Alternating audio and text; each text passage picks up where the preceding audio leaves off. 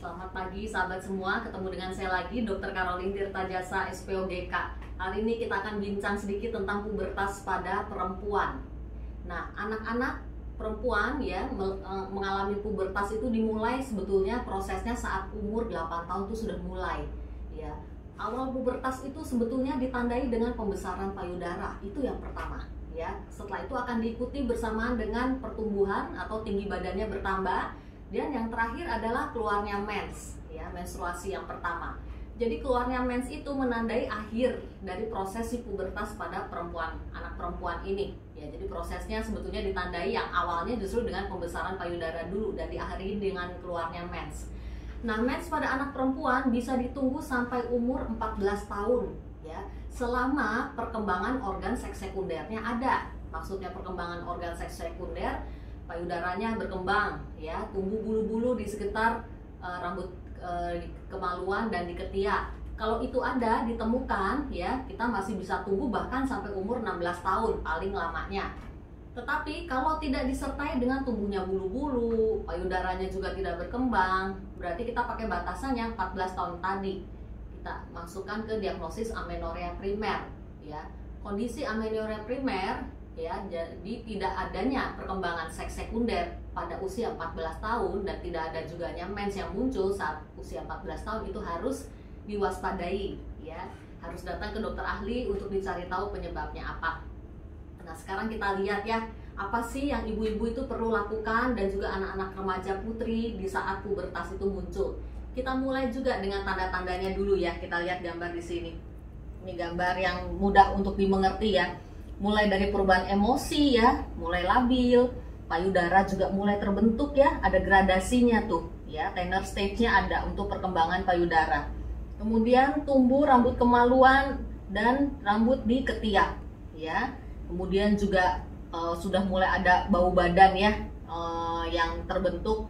Nah, yang terakhir ditandai dengan keluarnya darah haid atau menstruasi. Nah, perkembangan ini tentunya si anaknya perlu tahu. Jadi orang tua juga perlu menjelaskan kepada anaknya tersebut ya. Jangan panik kalau nanti keluar darah dari kemaluan ya saat mens pertama muncul.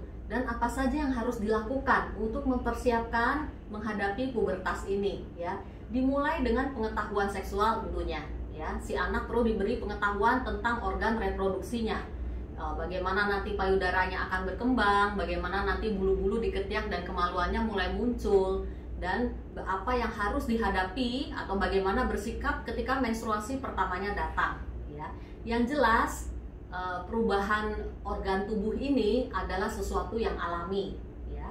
Tetapi yang perlu diketahui adalah harus diwaspadai masing-masing tanda ini, dan si anak harus memberitahukan kepada ibunya ya jika terdapat tanda-tanda. Yang pertama, jika mensnya itu banyak sekali ya.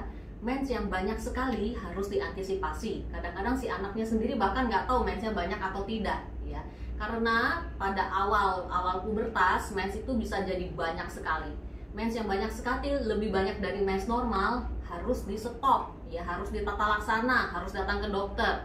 Kalau nggak, kehilangan darah bisa sangat banyak dan si anaknya bisa anemia, HB-nya bisa drop ya, sering pusing, pucat ya, tidak bisa belajar dengan baik. Kondisi seperti ini harus diantisipasi. Kemudian yang kedua, kalau keluar keputihan gatal dan berbau, itu juga harus diwaspadai. Yang ketiga, kalau keluar benjolan ya, benjolan atau bisu di daerah kemaluan, itu juga harus memberitahu ibunya. Jadi sang ibu harus memberitahu anaknya supaya kalau gejala itu muncul diberitahukan ke ibunya supaya bisa berobat dan diobati ya. Kemudian si anak juga perlu dibekali dengan pengetahuan bagaimana cara menjaga kebersihan organ kemaluannya ya. Yang pertama yang paling simpel deh, caranya cebok bagaimana ya, apalagi kalau dia udah mulai haid ya. Penting sekali tuh cara cebok yang benar ya. Cebok harus dengan sabun, terutama saat mandi pagi dan mandi sore itu dengan sabun. Di luar itu boleh, asal airnya bersih, air cebokannya bersih ya. Kemudian setelah cebok tentunya harus dikeringkan ya, jangan sampai lembab dan basah.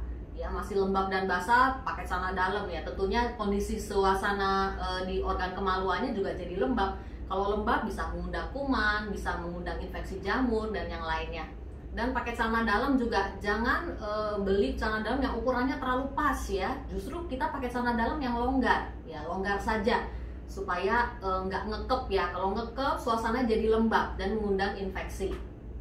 Selain itu juga cara menjaga kebersihan di area-area yang sudah berbulu lainnya ya, selain organ kemaluan, misalnya ketiak ya, itu juga perlu saat mandi disabun dengan lebih bersih, menggosok badan dengan lebih bersih, terutama juga nanti area muka ya, muka juga sabunnya mungkin akan berbeda dan sudah mulai munculnya jerawat, jadi harus lebih rajin cuci muka ya, terutama saat mandi pagi dan mandi sore.